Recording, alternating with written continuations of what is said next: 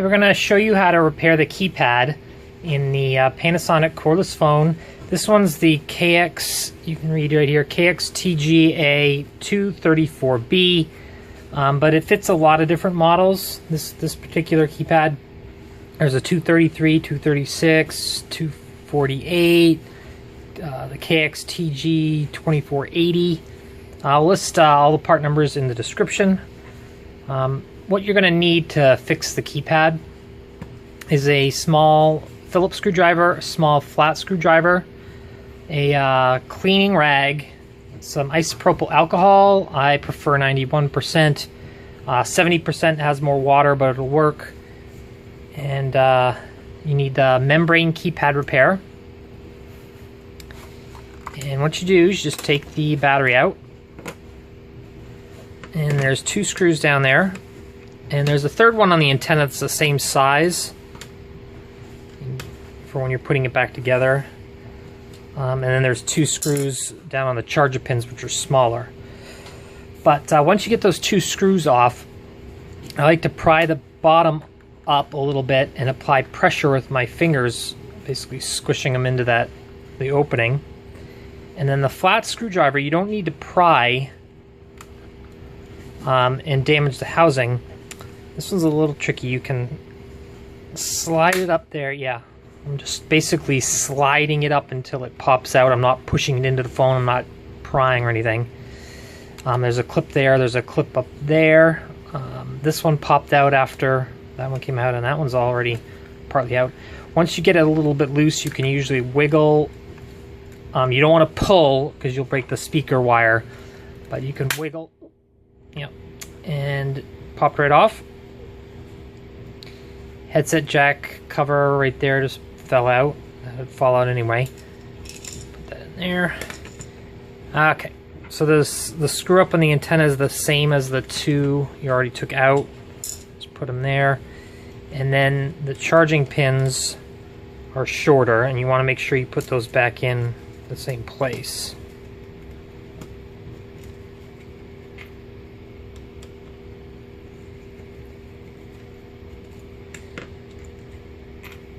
Once you got that off, there's a wire onto the antenna and also the speaker, so we kind of got to flip it over like this, and you can turn it around like that so you can access the keypad easier.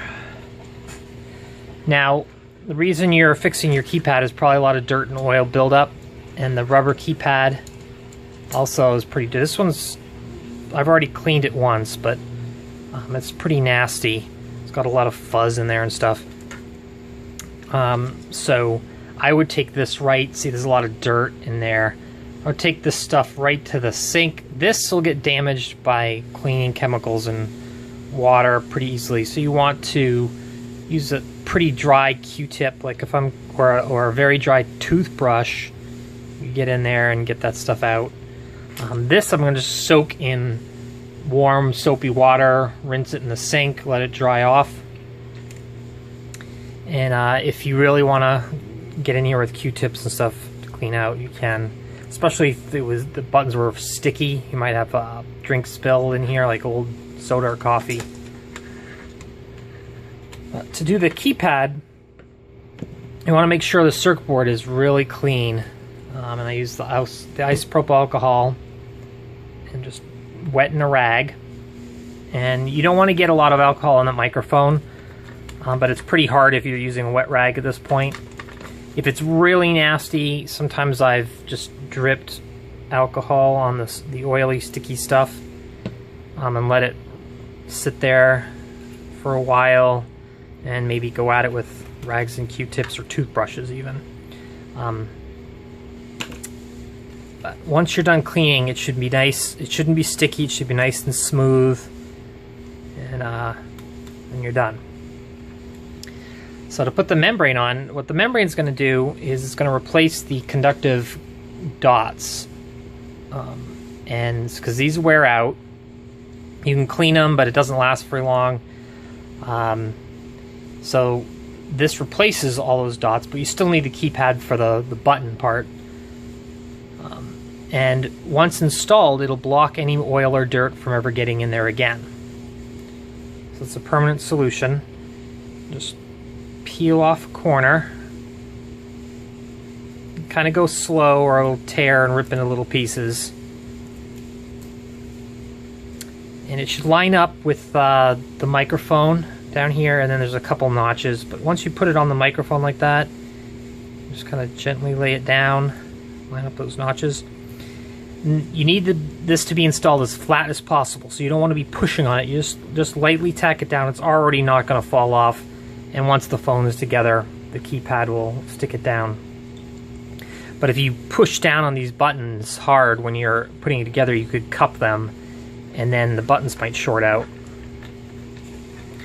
So we'll just pretend that this is all nice and clean and dried off. And putting that back in.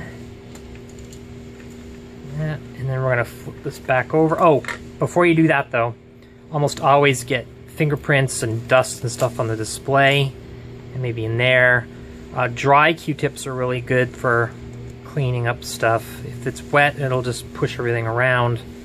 And if you have an air can, pressurized air. So we flip that over. And there's a post up in the corner here that fits in a hole. And the antenna wire sometimes gets jammed. Just kind of push it up like that. Down. So now that I've got it in place, I'm going to flip it over like this and make sure everything looks good. The buttons aren't stuck down. I didn't forget anything. There's not a big piece of hair in the display. So then I'm going to put the screw in for the antenna so everything's held in place. Now these two charging pins, you might want to clean those while you have them out. The contacts is, again, isopropyl alcohol on the edge there. There's a couple pins that stick down. This is basically the part that hooks over the housing. So when you're looking down at the housing, there's little notches where these go into. If you start with that idea that that notch is going to go, that post is going to go in the notch, then you won't get it into the wrong one when you put it together. See, if I was over here, fit, so right there. And there. And the smaller screws.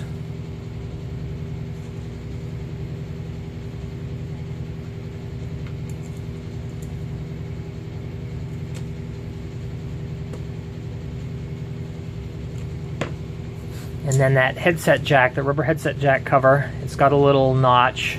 It goes down into a little slot right there. And be gentle with the wire. Now this might have been taped down. We just basically, when we're putting it together, we want to make sure it's not sticking out even just a little bit or jammed in anywhere. And you want to start up at that top clip. Make sure this wire is inside, also not pinched in the housing. And if any other wires are sticking out. So kind of tuck that under there, and then start with that big clip on the top. And then if it's all lined up, just start at the top, make sure there's no wires or anything, and that did it.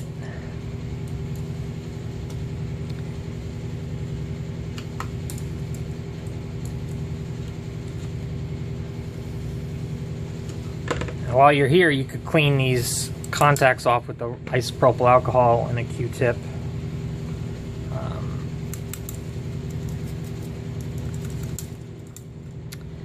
So we're all set. I'll put the battery back in, and all the buttons should work, and you shouldn't have any more problems ever again.